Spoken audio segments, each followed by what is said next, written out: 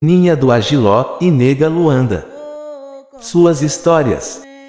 No período da escravidão durante o século colonial no Brasil, muitos dos povos africanos foram conduzidos da África para o Brasil, vieram em navios negreiros durante o século XVI, uma boa parte dos povos afros vinda da Nigéria e outras da Angola, vieram por Pernambuco e Salvador, Bahia, no que consta os registros.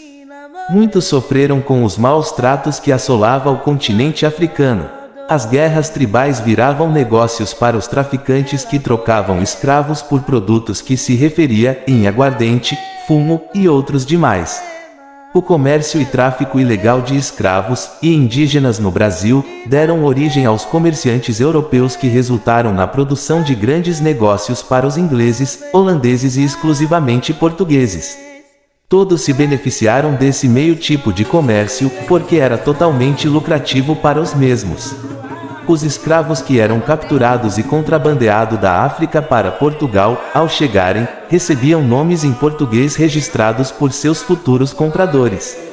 Calcula-se que entre 1550 e 1855, entraram nos portos brasileiros cerca de 4 milhões de africanos. Os navios que transportavam os africanos até o Brasil eram chamados de tumbeiros, porque grande parte dos afros eram amontoados nos porões, alguns chegavam até morrer durante a viagem. Várias famílias de africanos que povoavam boa parte do continente africano durante séculos passados, passaram por bastante sofrimentos entre homens, mulheres e crianças. Os tratamentos com os mesmos eram bem mais dolorosos do que a própria história relata. Homens e mulheres negras eram colocados em navios negreiros, os mesmos passavam por todos os tipos de atrocidades que se possam imaginar, fome, sede, sem terem o uso de suas necessidades fisiológicos, sem falar nos maus tratos diários que os mesmos passavam quando não suportavam mais, não resistiam e acabavam morrendo durante o náufrago. A história de Aninha do Agiló e Nega Luanda começa lá atrás, no continente africano, onde seu povo foram escravizados por tribos rivais, que as trocaram e entregaram aos portugueses que viviam do comércio da escravidão. Os elementos e objetos as quais valiam bem mais do que a liberdade de uma nação, geralmente eram aguardentes, fumos, tabaco e objetos de usos. Durante esse período, existiam grandes rivalidades entre tribos e povos que descendiam do continente africano. Cada tribo eram escravizados e agrupado com outras, e muitos se separavam de suas famílias ao serem vendidos. Foi justamente o que aconteceu com as duas meninas das tribos diferentes que, por sinal, foram colocadas no mesmo navio negreiro e levadas para Portugal. Segundo relatos, as duas permaneceram juntas e fizeram grandes amizades. Através de pesquisas com algumas pessoas as quais conhecem a sua história, afirmam que as duas, ao serem conduzidas para Portugal, entraram pelo porto de Lisboa até serem vendidas para grandes comerciantes e produtores de grandes negócios.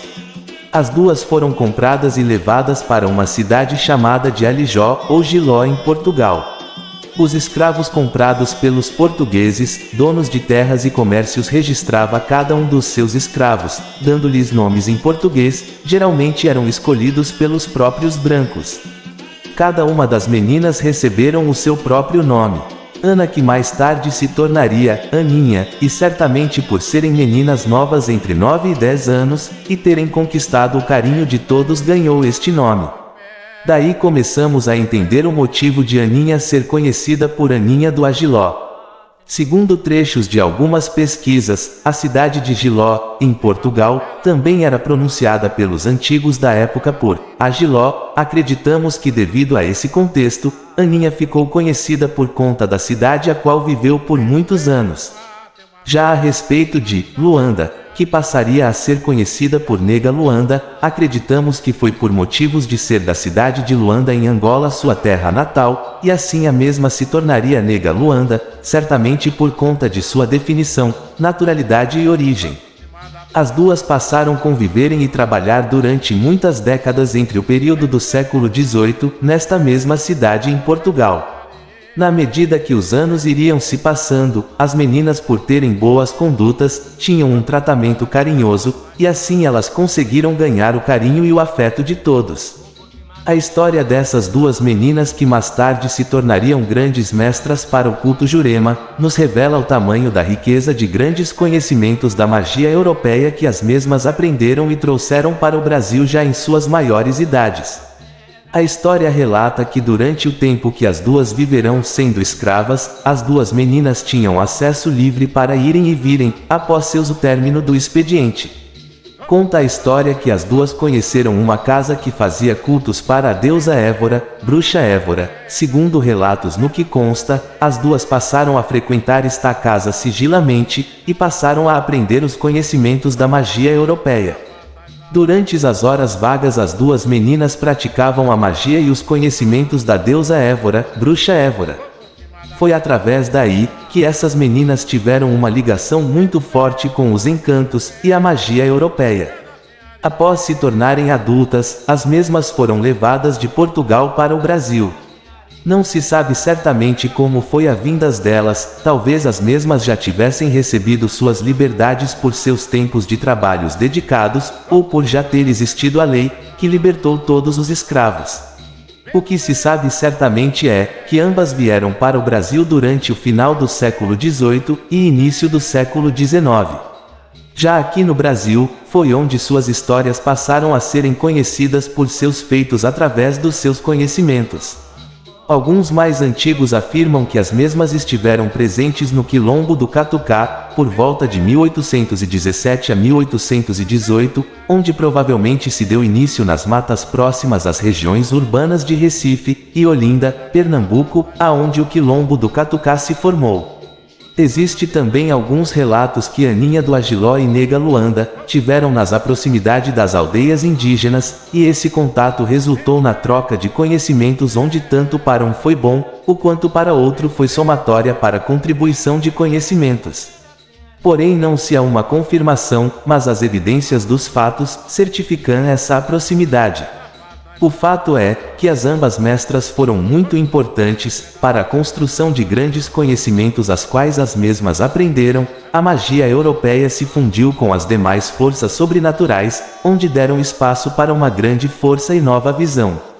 Muitas das mestras se beneficiaram desses conhecimentos, e hoje estão agregadas entre as 12 meninas da saia verde, as 12 mestras esquerdeiras.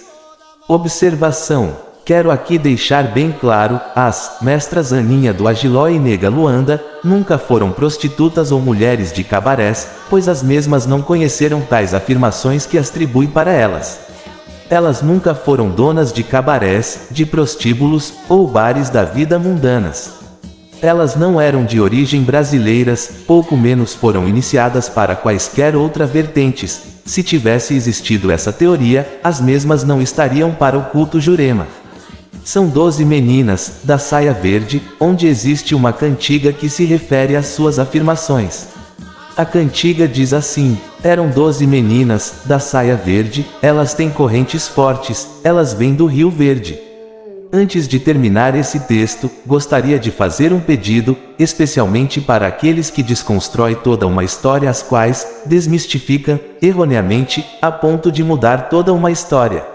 Sejamos racionais, e vamos parar com o achismo de querer colocar o seu próprio ego acima da realidade e veracidade. Respeitem a história, respeitem quem mantemos nossa fé, da qual amamos e prestamos nossas devoções.